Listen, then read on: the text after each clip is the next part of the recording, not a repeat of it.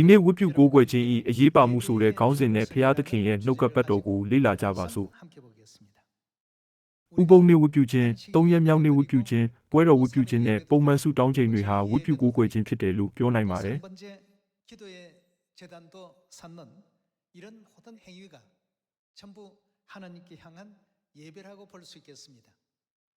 ဒါဆိုရင်ဘာကြောင့်ဝတ်ပြုကိုးကွယ်ရမှာပါလဲလူများစွာဟာဝတ်ပြုကိုးကွယ်ခြင်းကအသင်းတော်ကိုတက်ခြင်းချီးမွမ်းတခြင်းဆိုခြင်းဖျားသခင်ရဲ့နှုတ်ကပတ်တော်ကိုနားထောင်ခြင်းနဲ့ဆုတောင်းခြင်းလိုပဲထင်မှတ်ကြပါတယ်ဒီနေ့ဖျားသခင်ကကျွန်တော်တို့ကိုဝတ်ပြုကိုးကွယ်ခြင်းကိုခွင့်ပြုပေးတဲ့စစ်မှန်တဲ့ရည်ရွယ်ချက်ကိုတမန်ကျမ်းစာကတဆင့်အတည်ပြုပြီးကျွန်တော်တို့ဝိညာဉ်အတွက်ဝတ်ပြုကိုးကွယ်ခြင်းကဘလောက်အရေးကြီးပြီးဝိညာဉ်ကဘာမှာဒါကဘလောက်အရေးကြီးတယ်လဲဆိုတာကိုစင်ကြင်သုံးသပ်ဖို့အချိန်ယူကြပါစို့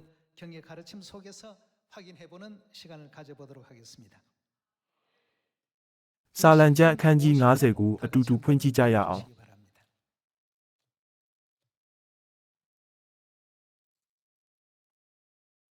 စာလံကျမ်းအခန်းကြီး90အခန်းငယ်1ကိုကြည့်ကြရအောင်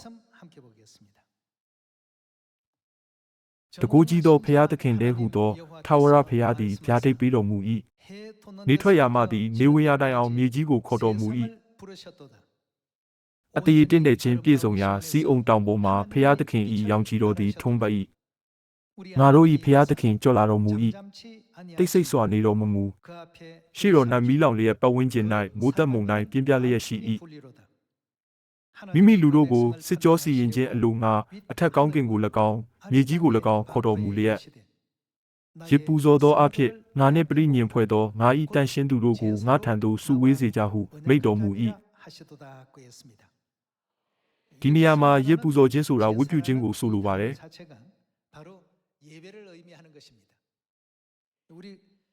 ဓမ္မဟောင်းကျမ်းမှာရစ်ပူဇော်ခြင်းဆိုတဲ့စကားလုံးကိုမကြာခဏသုံးခဲ့ပြီးဓမ္မတိကျမ်းမှာတော့ဝတ်ပြုခြင်းဆိုတဲ့စကားလုံးကိုသုံးခဲ့ပါတယ်စကားလုံးနှလုံးစလုံးရဲ့အတိတ်တွေကအတူတူပါပဲဒီလိုနဲ့ဖျားသခင်ဟာစာလံကျမ်းအခန်းကြီး90မှာ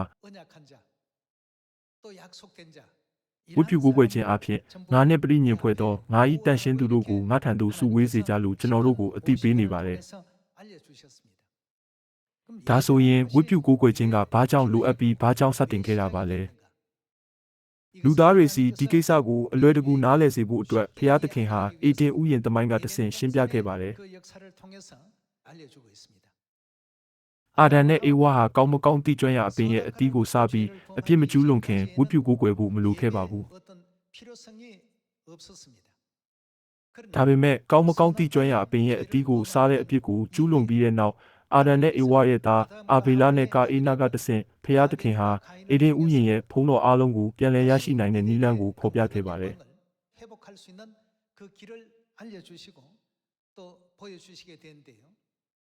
အဲ့ဒီချိန်ကနေစပြီးအာဗေလရဲ့ပူဇော်ခြင်းနဲ့ကာအေနရဲ့ပူဇော်ခြင်းဆိုတဲ့အသုံးအနှုန်းကတမန်ကျမ်းစာမှာစတင်ပေါ်လာခဲ့ပါတယ်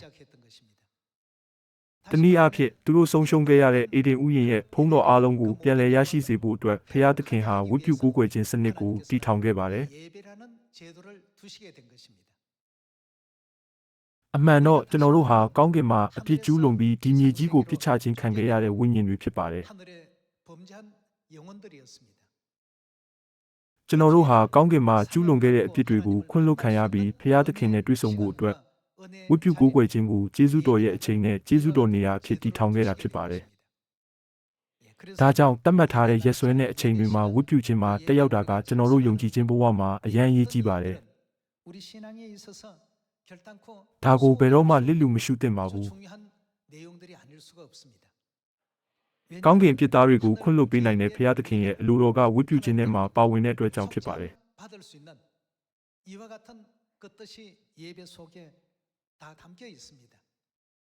ဒီအပြင်ဝတ်ပြုကိုးကွယ်ခြင်းဟာအပြစ်ဖြေခြင်းရဲ့ကျေးဇူးတော်အတွက်ကျေးဇူးတင်ခြင်းဆိုတဲ့အဓိပ္ပာယ်လည်းပါဝင်နေပါတယ်ဒီအကြောင်းကြောင့်ကနဦးအသင်းတော်ပရောဖက်တွေနဲ့တမန်တော်တွေအားလုံးဟာဝတ်ပြုကိုးကွယ်ခြင်းကိုဘယ်တော့မှလစ်လူမရှုသင့်ဘူးလို့တန်ရှင်းသူတွေကိုပြောခဲ့ကြပါတယ်ဟေဘရဲဩဝါဒစာအခန်းကြီး30ကိုကြည့်ကြရအောင်ဟေဘရဲဩဝါဒစာအခန်းကြီး30အခန်းငယ်22 ငါတို့သည်တစ္ဆာနှင့်ပြည့်စုံသောသဘောရှိ၍ဝိသိကိစ္စနှင့်ကင်းသောယုံကြည်ခြင်း၌တည်လျက်စိတ်နှလုံးကိုတန်ဝေကတရားနှင့်လွတ်အောင်ဖြန်းခြင်းကိုယ်ကာယကိုလည်းကြည်သောရည်ဖြင့်စေကြောခြင်းရှိပြီးမှအထံတော်သို့တိုးဝင်ခြင်းကကြကုန်အံ့မျောလင်းခြင်းအကြောင်းကိုဝန်ခံ၍မတေးရိပ်မရွေ့လျော့ပဲတည်ကြည်ကြကုန်အံ့အကြောင်းမူကားဂတိထားတော်မူသောသူသည်တစ္ဆာနှင့်ပြည့်စုံတော်မူ၏ထိုမှတပါမေတ္တာစိတ်ရှိစေခြင်းက၎င်းကောင်းသောအကျင့်ကိုကျင့်စေခြင်းက၎င်းတိုက်တွန်းနှိုးဆော်ရသောခွင့်ကိုရှာ၍အချင်းချင်းတယောက်ကိုတယောက်ထောက်စာကြည့်ရှုကြကုန်အံ့လူအချို့တို့၏ထုံးစံရှိသည့်အတိုင်းအချင်းချင်းစည်းဝေးခြင်းအမှုကိုမရှောင်မလွဲကြနှင့်အချင်းချင်းတို့ကိုတိုက်တွန်းနှိုးဆော်ကြလော့ကာလအချိန်ရောက်လူနည်းတွေကိုထောက်သဖြင့်တာ၍ကြိုးစားကြလော့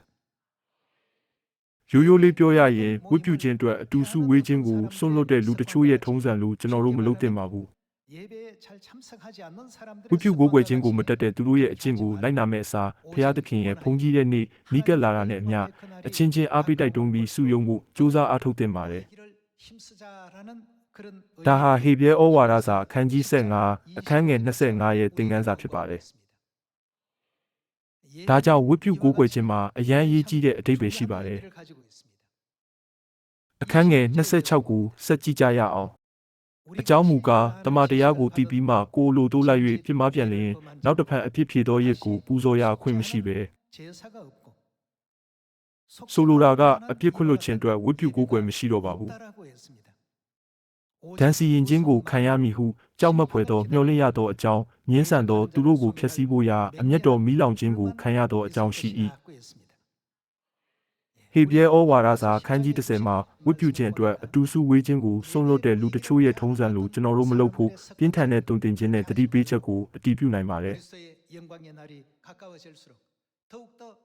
အဲ့ဒီအစားကျွန်တော်တို့ဟာခရစ်တော်ရဲ့ဘုန်းတော်နေ့နီးလာတာနဲ့အမျှဝိပုကိုးကွယ်ခြင်းကိုပိုပြီးလုံလစိုက်ထုတ်တဲ့သားသမီးတွေဖြစ်လာတင်ပါတယ်ဒါဆိုရင်ဝိပုကိုးကွယ်ခြင်းကကျွန်တော်တို့အတွက်ဘာကြောင့်မဖြစ်မနေလိုအပ်လဲဆိုတာနဲ့ပတ်သက်ပြီးပရောဖက်ဟေရှာယရဲ့သင်ခန်းစာကိုရှာဖွေကြပါစို့ဟေရှာယအနာဂတ်ကျမ်းအခန်းကြီး59ကိုဖွင့်ကြည့်ကြရအောင်ဟေရှာယအနာဂတ်ကျမ်းအခန်းကြီး59အခန်းငယ်1ကြည့်ရှုလော့ထာဝရဘုရားသည်မကယ်မတင်နိုင်အောင်လက်တော်တိုးသည်မဟုတ်မကြားနိုင်အောင်နားတော်ထိုင်းသည်မဟုတ်တင်တို့ဒုစရိုက်သည်တင်တို့ကိုဘုရားသခင်နှင့်ကြွားစေပြီးကြားတော်မမူစေခြင်းကတင်တို့အပြစ်သည်မျက်နာတော်ကိုလွှဲစေပြီးတင်တို့လက်သည်အသွေးနှင့်၎င်းလက်ချောင်းတို့သည်ဒုစရိုက်နှင့်၎င်းညှဉ်းညူးကြ၏တင်တို့သည်နှက်ခမ်းနှင့်ရှာအားဖြင့်မူသားစကားအတ္တမစကားကိုပြောတတ်ကြ၏ကျွန်တော်တို့ကိုဖျားသခင်နဲ့ဘယ်ရာကဝေးကွာစေခဲ့ပါသလဲကျွန်တော်တို့ရဲ့ဒုစရိုက်တွေဖြစ်ပါတယ်ကျွန်တော်တို့အပြစ်ဟာဖျားသခင်နဲ့ကျွန်တော်တို့ကြားကွာဟချက်ကိုဖန်တီးခဲ့ပါတယ်အပြစ်ကြောင့်ဖျားသခင်နဲ့ကျွန်တော်တို့ရဲ့ဆက်ဆံရေးဟာဝေးကွာသွားခဲ့ပါတယ်ဒါဆိုရင်ဖျားသခင်ဟာအဲ့ဒီကွာဟချက်ကိုဘယ်လိုပေါင်းကူးပေးခဲ့ပါသလဲဖျားသခင်ဟာဝိပုကိုးကွယ်ခြင်းအပြင်အဲ့ဒီကွာဟချက်ကိုဖယ်ရှားနိုင်စေခဲ့ပါတယ်ဒါကြောင့်ဝိပုကိုးကွယ်တဲ့အချိန်ကတဆင့်ဘုရားသခင်ဟာကျွန်တော်တို့နဲ့တူရှိပြီးကျွန်တော်တို့နဲ့တွေ့ဆုံပြီးအတိတ်မှာကျူးလွန်ခဲ့တဲ့အပြစ်အလုံးကိုခွင့်လွှတ်ပေးတယ်လို့တမန်ကျမ်းစာကသင်ပေးနေပါတယ်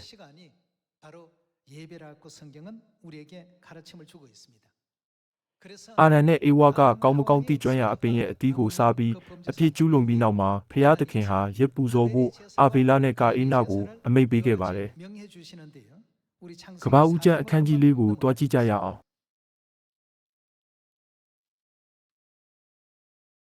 ကမ္ဘာဦးကျမ်းအခန်းကြီး4အခန်းငယ်1ကိုကြည့်ကြရအောင်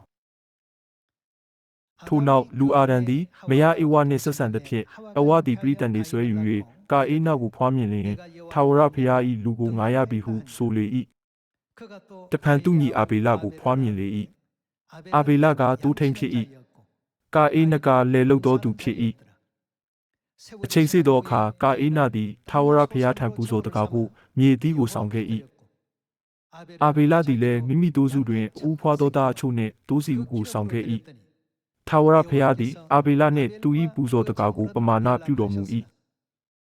ကာအိနနှင့်သူ၏ပူဇော်တကားကိုပမာဏပြုတော်မမူ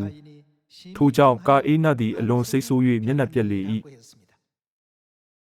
အာဘေလရဲ့ရေပူဇော်ခြင်းနဲ့ကာအေးနဲ့ရဲ့ရေပူဇော်ခြင်းကိုကဘာဦးကျမ်းခန်းကြီးလေးမှာပထမဆုံးအကြိမ်ဖော်ပြထားပါတယ်ဒီမြင်ကွင်းကိုဟေဘရဲဩဝါဒစာအခန်းကြီး7မှာဘလို့ဖော်ပြထားလဲဆိုတာကိုကြည့်ကြရအောင်ဟေဘရဲဩဝါဒစာအခန်းကြီး7ကိုတွားကြည့်ကြရအောင်အခန်းကြီး7အခန်းငယ်၄အာဘေလသည်ကာအေးနှပူဇော်သောရစ်ထက်သာ၍ဘလို့ရစ်ကိုပူဇော်ခဲ့ပါသလဲမြတ်သောရစ်ကိုယုံကြည်ခြင်းအဖြစ်ဖျားသခင်အားပူဇော်၏ထိုသို့သောရစ်ကိုပူဇော်၍မိမိဖြောင့်မတ်သည်ဟုတသက်ခံတော်မူခြင်းကိုရလေ၏အဘယ်သို့နည်းဟုမူကားသူလူသောအလှကိုဖျားသခင်သည်လက်ခံတော်မူ၏တို့ဖြစ်၍အာဘေလသည်တေလွန်တော်လဲယခုပင်တရားဟောသေး၏ဒီမှာအာဘေလဟာကာအေးနှစ်ထပ်ဖျားသခင်ကိုပိုကောင်းတဲ့ရစ်ကိုပူဇော်ခဲ့တယ်လို့ရေးထားပါတယ်ကာအေးနာအသီးနှံတချို့ကိုယူဆောင်လာခဲ့ပါတယ်သူဟာဖျားသခင်စီမြေအသီးနှံတွေကိုပူဇော်ခဲ့ပါတယ်အာဘေလဟာသူ့ရဲ့တိုးစုထဲကအူဖွားသောသားကိုဖျားသခင်စီပူဇော်ခဲ့ပါတယ်ဒီပူဇော်တက္ကနှစ်ခုရဲ့အဓိပ္ပာယ်ကဘာဖြစ်ပါသလဲကာအေးနာရဲ့ပူဇော်တက္ကနဲ့အာဘေလရဲ့ပူဇော်တက္ကနှစ်ခုစလုံးကိုစိတ်ရင်းမှန်နဲ့ပူဇော်ခဲ့ကြပါတယ်ဒါပေမဲ့ဖျားသခင်ဟာအာဘေလရဲ့ပူဇော်တက္ကကိုပဲလက်ခံခဲ့ပြီးကာအေးနာရဲ့ပူဇော်တက္ကကိုလက်မခံခဲ့ဘူးလို့ရေးသားထားပါတယ်ဘာကွာခြားခဲ့ပါသလဲအာဘေလရဲ့ရေပူဇော်ခြင်းဟာအသွေးနဲ့ရေပူဇော်ခြင်းဖြစ်ပါတယ်ကျွန်တော်တို့ရဲ့အဖြစ်တွေကိုလုံးလုံးလျားလျားခွင့်လွှတ်ဖို့အတွက်လက်ဝါးကပ်တိုင်ပေါ်မှာခရစ်တော်ရဲ့ပေးဆက်မှုရှိရမှာဖြစ်ပါတယ်အဲဒါကြောင့်အာဘေလနဲ့ကာအေးနခေတ်ကလေးကဖျားသခင်ဟာသူလိုချင်တဲ့ရေပူဇော်ခြင်းနဲ့သူမလိုချင်တဲ့ရေပူဇော်ခြင်းကိုခွဲခြားထားပြီးဖြစ်ပါတယ်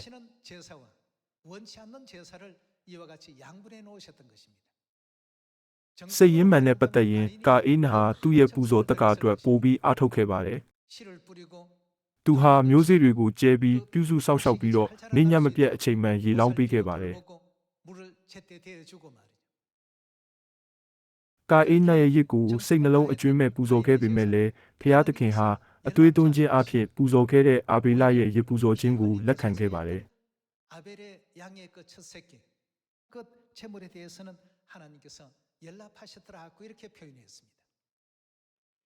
သူတို့ရဲ့ပူဇော်တက္ကတွေမတူညီတာကပြဿနာမဟုတ်ပါဘူး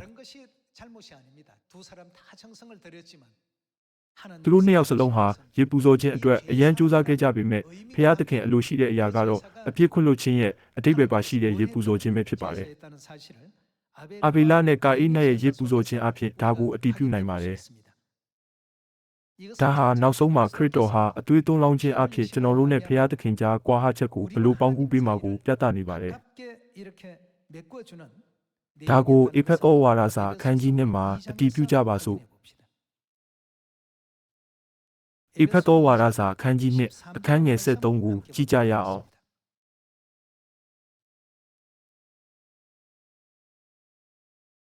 သင်တို့သည်အထက်ကဝေးလျက်ရှိတော်လဲယခုမှယေရှုခရစ်၌ဖြစ်၍ဘာအဖြစ်အနီးကိုရောက်ခဲ့ကြပါသလဲအသွေးတော်အဖြစ်အနီးသို့ရောက်ကြပြီတိုးတငယ်အဖြစ်ဖော်ပြထားတဲ့ခရစ်တော်ရဲ့အသွေးအဖြစ်ဘာဖြစ်ခဲ့ပါသလဲအနားကိုရောက်လာခဲ့ပါတယ်ခရစ်တော်ရဲ့ပေးဆက်မှုကြောင့်ဒီလိုဖြစ်ခဲ့ပါတယ်ဖျားသခင်ဟာအာဘေလရဲ့ပူဇော်တက္ကကိုပိုကောင်းတယ်လို့မှတ်ယူပြီးလက်ခံရတဲ့အကြောင်းရင်းတွေကတစ်ခုကတော့တိုးတငယ်အဖြစ်ဖော်ပြထားတဲ့ခရစ်တော်ဟာလူသားတွေရဲ့အပြစ်အလုံးကိုခွင့်လွှတ်ပြီးလက်ဝါးကပ်တိုင်ပေါ်မှာသူ့ရဲ့ပေးဆက်မှုအဖြစ်ကျွန်တော်တို့ကိုဖျားသခင်နဲ့ပုံမူနီးကပ်စေခဲ့ပါတယ်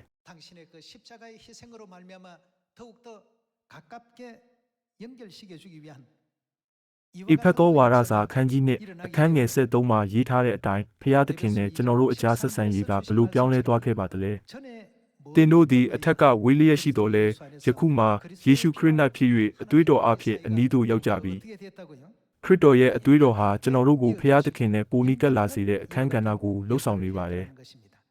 အခန်းငယ်73ကိုဆက်ကြည့်ကြရအောင်သင်တို့သည်အထက်ကဝေးလျက်ရှိတော်လဲယခုမှယေရှုခရစ်၌ဖြစ်၍အသွေးတော်အဖြစ်အနီးသို့ရောက်ကြပြီ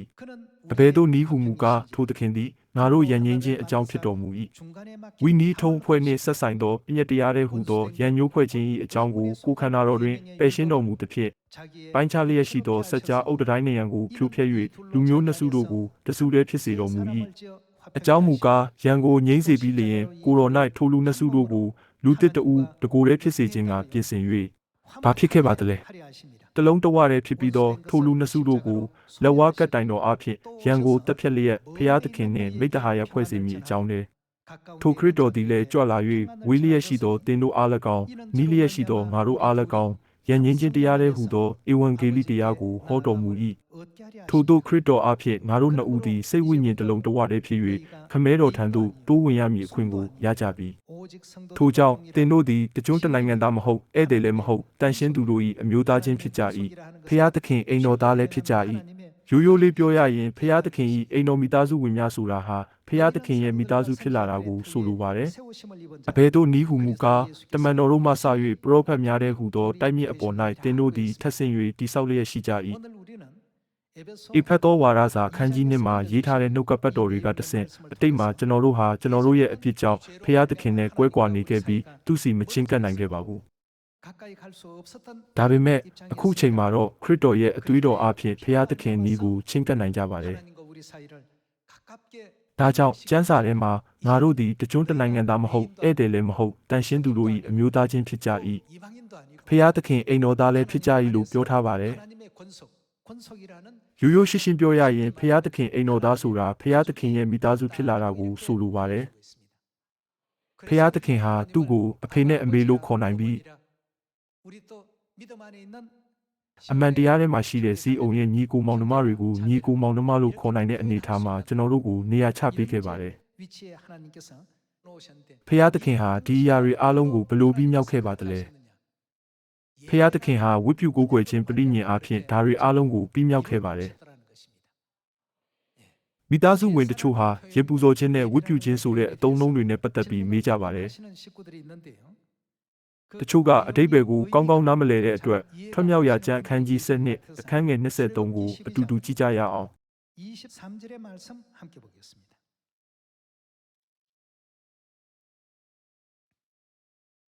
ထွတ်မြောက်ရာကျမ်းအခန်းကြီး7အခန်းငယ်23ကိုကြည့်ကြရအောင်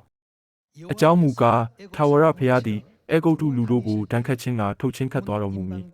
တကားထုံနှင့်တကားတိုင်နှစ်ဖက်နှရှိသောအသွေးကိုမြင်သောအခါထာဝရဘုရားသည်တကားကိုလွန်သွားတော်မူမည်ဖြည့်ဆည်းသောသူသည်တင်တို့ကိုတန်ခတ်ခြင်းကအိမ်ထဲသို့ဝင်ရသောခွင့်ကိုပေးတော်မမူတင်တို့နှင့်တင်တို့၏သားများ၌ဒါတွေကဘာဖြစ်ပါသလဲပညတ်တော်ရှိသည်ဖြစ်၍ဤအမှုကိုအစဉ်အမြဲဆောင်ရကြမည်ဂတိတော်ရှိသည့်အတိုင်းထာဝရဘုရားပေးတော်မူလက်တံသောပြည်သို့တင်တို့သည်ရောက်ကြသောအခါဤဝတ်ကိုပြုရမည်တင်တို့၏သားမြေတို့ကဤဝတ်ကိုပြု၍အဘယ်သို့ဆိုလိုသနည်းဟုမေးမြန်းကြလျင်ထာဝရဘုရားသည်အေဂုတ်တုလူတို့ကိုတန်ခတ်၍ငါတို့အိမ်များကိုချမ်းသာပေးတော်မူသောအခါအေဂုတ်တုပြည်၌အေတယေလအမျိုးသားတို့၏အိမ်များကိုလွန်သွားတော်မူသောထာဝရဘုရား၏ဘာဖြစ်ပါသလဲပတ္တခါရဲ့ဖြစ်တဲ့ဟုပြန်ပြောရကြမည်ဟုမောရှေဆိုပြီးလျင်ထိုသူတို့သည်ဥညွှတ်ချ၍ကိုးကွယ်ကြ၏ကျွန်တော်တို့ဟာပတ္တခါဝတ်ပြုခြင်းကိုနှစ်တိုင်းစောင့်ရှောက်ကြပါတယ်ထွတ်မြောက်ရာကျမ်းမှာပတ္တခါဝတ်ပြုခြင်းနဲ့ပတ်သက်ပြီးဘယ်လိုပြောထားပါသလဲပတ္တခါရဲ့ဖြစ်တဲ့အဲ့ဒါကြောင့်ယေရှုခရစ်ကိုပတ္တခါတိုးတူငယ်လို့ရည်ညွှန်းခဲ့တယ်မဟုတ်ပါလားလွန်ခဲ့တဲ့နှစ်ပေါင်း3500တုန်းကလည်းဖျားသခင်ဟာပတ္တခါတိုးတူငယ်ရဲ့အသွေးရှိတဲ့အိမ်တွေအားလုံးကိုဘေးအန္တရာယ်ကနေကျော်လွန်စေခဲ့ပါတယ်တခြားတစ်ဖက်မှာအေဂုတ်တုပြည်တစ်ပြည်လုံးမှာလူဖြစ်စေတရိษံဖြစ်စေတာဦးတိုင်းသေဆုံးခံရတဲ့ဘေးဒဏ်ကြာရောက်ခဲ့ပါတယ်လွန်ခဲ့တဲ့နှစ်ပေါင်း3500တုန်းကဖြစ်ပျက်ခဲ့တဲ့ဒီကြောက်စရာကောင်းတဲ့အဖြစ်အပျက်ကိုတမန်ကျမ်းစာမှာမှတ်တမ်းတင်ထားပါတယ်애굽의 3,500년 전 끔찍한 어떤 역사가 성경 가운데 또 기록되어 있습니다.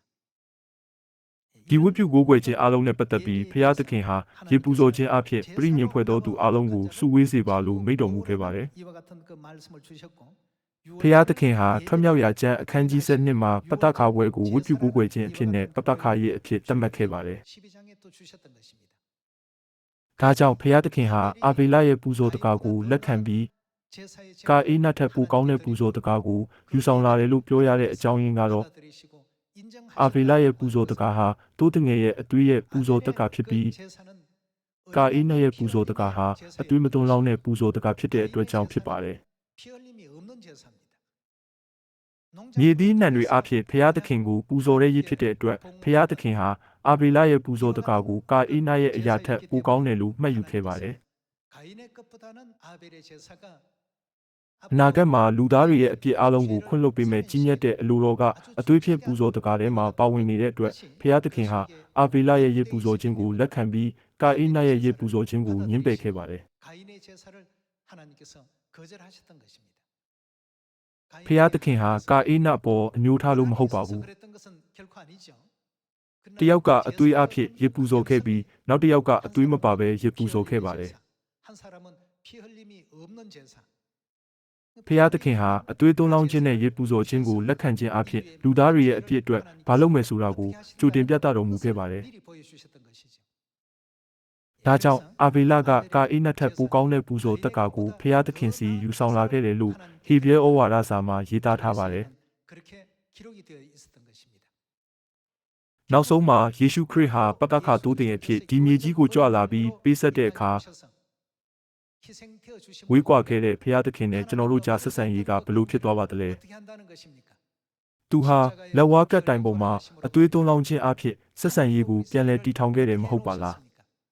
ဖျားသခင်ဟာဆက်ဆံရေးကိုပြန်လည်တည်ထောင်ပြီးပုံမနီးကပ်စေခဲ့ပါတယ် 과거에는 အတိတ်ကတိုင်းတစ်ပါးသားတွေနဲ့တစိမ့်ဖြစ်ခဲ့တဲ့ကျွန်တော်တို့ဟာအခုဖျားသခင်ရဲ့အိမ်တော်သားဖြစ်တယ်ဆိုတာကိုကျမ်းစာကတုံ့တင်ပေးနေပါတယ် 만드셨다는 သူဟာကျွန်တော်တို့ကိုသူ့ရဲ့မိသားစုဝင်ဖြစ်စေခဲ့ပါတယ် 것입니다. အဲ့ဒါကြောင့်ဝိပုကိုးကွယ်ခြင်းဟာကျွန်တော်တို့အတွက်အရန်ရေးကြီးပါတယ် 중요합니다. ဒါကြောင့်ဖျားသခင်ဟာဝိပုခြင်းအတွက်အတူစုဝေးခြင်းကိုစွန့်လွတ်တဲ့လူတချို့ရဲ့ထုံးစံလိုဘယ်တော့မှမလုပ်ဖို့ပြောခဲ့ပါတယ် ကျွန်တော်တို့ဟာကယ်တင်ခြင်းခံရပြီးအပြစ်ခွင့်လွှတ်ခြင်းခံရပြီးတော့ထာဝရကောင်းကင်မွေးရဲ့မြေကိုပြန်သွားနိုင်မှုသူ့ကိုအမြဲတမ်းဝိပုကိုးကွယ်ရမယ်လို့ဖျားသခင်ကသတိပေးနေတယ်မဟုတ်ပါလား 하나님께서 우리에게 일깨워 주고 계신 것 아니겠습니까? 예.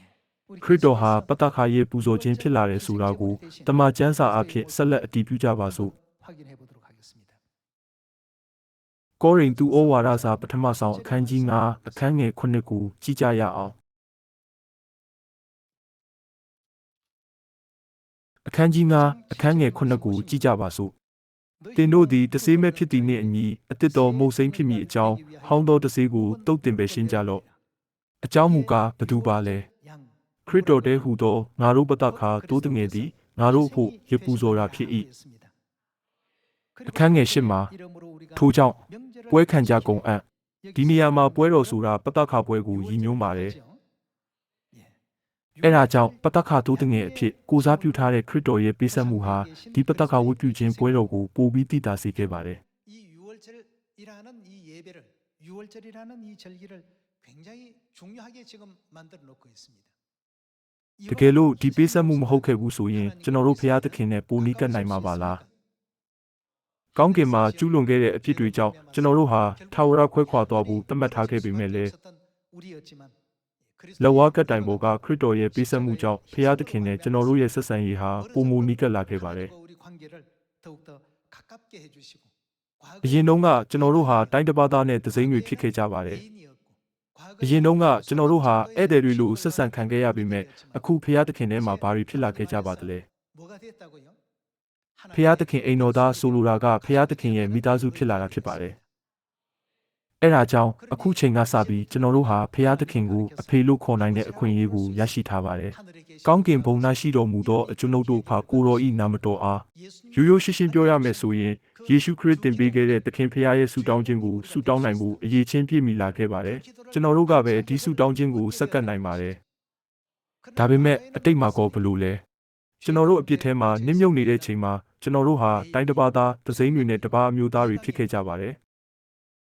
ဒါပေမဲ့ခရစ်တော်ရဲ့အသွေးတော်အဖြစ်ကျွန်တော်တို့ဟာဖျားသခင်နဲ့ပို့ပြီးနီးကပ်လာခဲ့ပါတယ် 이제는 외인도 ကျွန်တော်တို့ဟာတိုင်းတစ်ပါးသားတွေမဟုတ်ဘဲဖျားသခင်ရဲ့အိမ်တော်သားတွေဖြစ်ကြပါတယ် 일러주신 그 가르침의 말씀을 통해서 ဒီအရာကနေတဆင့်ခရစ်တော်ရဲ့ပေးဆက်မှုကိုအောက်မေ့တဲ့ဝိပုကိုးကွယ်ခြင်းနဲ့ရေပူဇော်ခြင်းရဲ့အရေးပါမှုကိုထပ်ပြီးအတည်ပြုနိုင်တယ်မဟုတ်ပါလား 얼마나 중요한 것인가를 다시 한번 확인할 수 있는 대목 아니겠습니까? ဝိပုကိုးကွယ်ခြင်းအဖြစ်ဖျားသခင်နဲ့ကျွန်တော်တို့အကြားမှာအဖေအမေနဲ့သားသမီးတွေအဖြစ်ဆက်ဆံရေးကိုဖွဲ့စည်းထားပါတယ် 관계가 형성되게 만들어 주신 것이 바로 이 예배입니다. ဒါကြောင့်လူတချို့ရဲ့အကျင့်တိုင်းစီဝေးခြင်းကိုမစွန့်လွတ်ကြနဲ့ဆိုတဲ့နှုတ်ကပတ်ကဘာကိုဆိုလိုပါသလဲ 하지 말라. ဝိပုကိုးကွယ်ခြင်းနဲ့ပတ်သက်ပြီးကျွန်တော်တို့ဘာလုပ်သင့်ပါသလဲ 예배 어떻게 하라는 얘기입니까? ဝတ်ပြုကိုးကွယ်ခြင်းကိုအရေးကြီးတယ်လို့မှတ်ယူပြီးဖျားသခင်ကိုမှန်ကန်စွာကိုးကွယ်တဲ့သားသမီးတွေဖြစ်လာတဲ့နယ်လို့ဆိုလိုတာမဟုတ်ပါလား 아니겠습니까? ဒီအပြင်ဖျားသခင်ဟာသူနဲ့ပြည်ညင်ဖွဲ့ထားတဲ့သူတွေကိုဝတ်ပြုခြင်းအပြင်ဘာလို့မှာပါလဲ 하신다고요? သူတို့ကိုစုယုံစေမယ်လို့ရေးထားပါတယ် 예, 우리 ထွတ်မြောက်ရာကျမ်း 주님께서 အခန်းကြီး 25ထဲကကျမ်းပိုက်တစ်ပိုက်ကိုကြည့်ကြရအောင်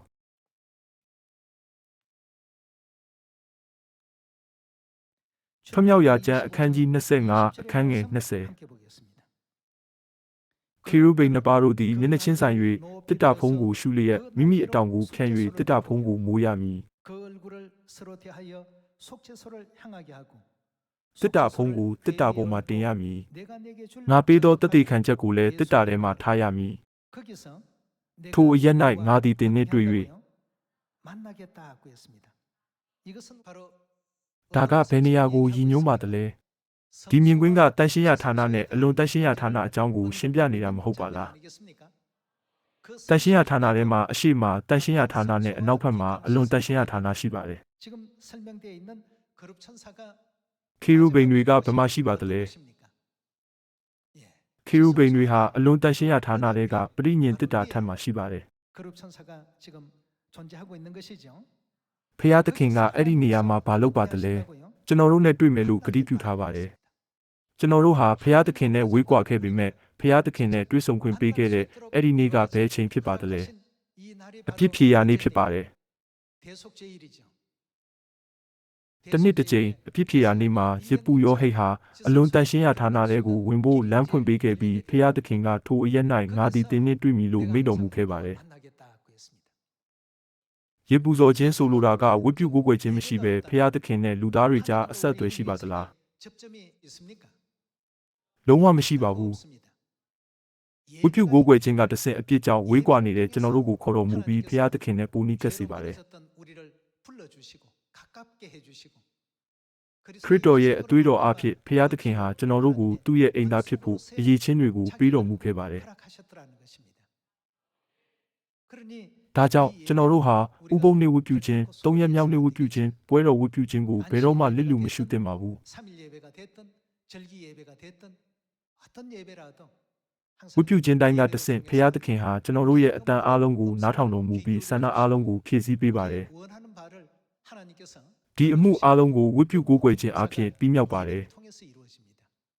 ကျွန်တော်တို့ဟာဝတ်ပြုကိုးကွယ်ခြင်းကိုပုံမှန်စောင့်ပေမဲ့လည်းဖျားသခင်ရဲ့အလိုတော်ဒါမှမဟုတ်အကြောင်းရင်းကိုမသိဘဲမျက်စိစုံမိတ်ပြီးဝတ်ပြုခြင်းကိုမဆက်ကပ်တင်ပဲနားလည်မှုအဖြစ်ဝတ်ပြုခြင်းကိုဆက်ကပ်တင်ပါတယ်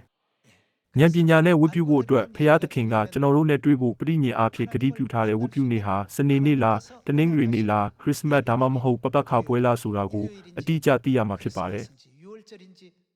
이 내용까지도 정확히 이해하고 알아서 ဒီလိုနဲ့ကျွန်တော်တို့ဟာအာဘေလရဲ့ပူဇော်တကားလိုမျိုးဖျားသခင်အလိုရှိတဲ့စစ်မှန်တဲ့ဝတ်ပြုခြင်းကိုဆက်ကပ်တင်တယ်မဟုတ်ပါလား 않겠습니까? ဒီနေ့ကဘာမှာမရေမတွက်နိုင်တဲ့လူတွေဟာတနင်္ဂနွေနေ့မှာဝတ်ပြုနေကြပေမဲ့ဒီပူဇော်တကားဟာဖျားသခင်နှစ်သက်တဲ့အာဘေလရဲ့ပူဇော်တကားနဲ့အတူတူပဲလားဥပုံနေ့ဝတ်ပြုခြင်းဟာအာဘေလရဲ့ပူဇော်တကားနဲ့ကိုက်ညီတယ်မဟုတ်ပါလား 예배일까? ဒါကိုမှန်မှန်ကန်ကန်နားလည်ပြီးဖျားသခင်ရဲ့ပြိညင်အတိုင်းဝတ်ပြုကိုးကွယ်ခြင်းကိုဆက်ကပ်တင်တယ်မဟုတ်ပါလား 예배가 이루어져야 된다는 것 아니겠습니까? ဒီနေ့ကျွန်တော်တို့ဟာဖျားသခင်နဲ့ပြိညင်ဖွဲ့ထားတဲ့ဥပုံနေ့ဝတ်ပြုခြင်းကိုစောင့်ရှောက်နေကြပါတယ် 드리고 있습니다. 또 ပတခါပွဲကိုလည်းကျွန်တော်တို့စောင့်ကြပါတယ် 드리고 있죠. သုံးပိုင်းခွဲထားတဲ့ပွဲတော်ခုနှစ်ခုဝတ်ပြုခြင်းကိုလည်းစောင့်ကြပါတယ် 오늘 여러분들이 ဒီနေ့တင်တို့စောင့်ထားတဲ့ခေါင်းဆောင်တောင်ဟာ 조차도 ဖျားသခင်ကကျမ်းစာရဲ့စီမင်းအဖြစ်သတ်မှတ်ထားတဲ့မှန်ကန်တဲ့ဝတ်ပြုကိုးကွယ်ခြင်းနည်းလမ်းဖြစ်ပါတယ် 정확한 어떤 방법입니다. အဲ့ဒီလိုမလုပ်ဘူးဆိုရင်ဖျားသခင်ကိုရှုတ်ချတဲ့အပြုအမူဖြစ်တယ်လို့ကျမ်းစာကအခိုင်အမာပြောထားတဲ့အတွက် 그렇게 엄중하게 말씀을 주셨기 때문에 အမျိုးသမီးတွေဟာဝတ်ပြုကိုးကွယ်တဲ့အချိန်မှာခေါင်းဆောင်ဆောင်မှုလိုအပ်ပါတယ် 서고 예배하는 이와 같은 ဒါဟာဖျားသခင်၏အသင်းတော်ရဲ့ဝတ်ပြုကိုးကွယ်ခြင်းစီမင်းဖြစ်ပါတယ် 예배 규례입니다. ဒါဟာတမန်တော်ခေတ်ကလေးကလိုက်နာခဲ့တဲ့ဝတ်ပြုကိုးကွယ်ခြင်းစီမင်းမဟုတ်ပါလား 우리가 지금 지키고 있는 ကျွန်တော်တို့အခုစောင့်ရှောက်တဲ့ဝတ်ပြုခြင်းစီမင်းတွေကိုပို့ပြီးဂုံယူဝင်းကြွားပြီးကဘာပေါ်မှာလမ်းလွဲနေကြတဲ့အသင်းတော်အားလုံးစီမှန်ကန်တဲ့တုန်တင်ချက်များကိုပြပို့နိုင်ဖို့စစ်မှန်တဲ့ဝတ်ပြုကိုးကွယ်ခြင်းကိုစောင့်ကြဖို့တောင်းဆိုချင်ပါတယ် 참 예배를 하나님께 드리는 하늘 백성들이 다 되어 주시기를 ဒီနေ့နှုတ်ကပတ်တော်ကိုညီကုန်းချုပ်ချင်ပါတယ် 말씀 마치도록 ကျေး 하겠습니다. ဇူးအများကြီးတင်ပါတယ်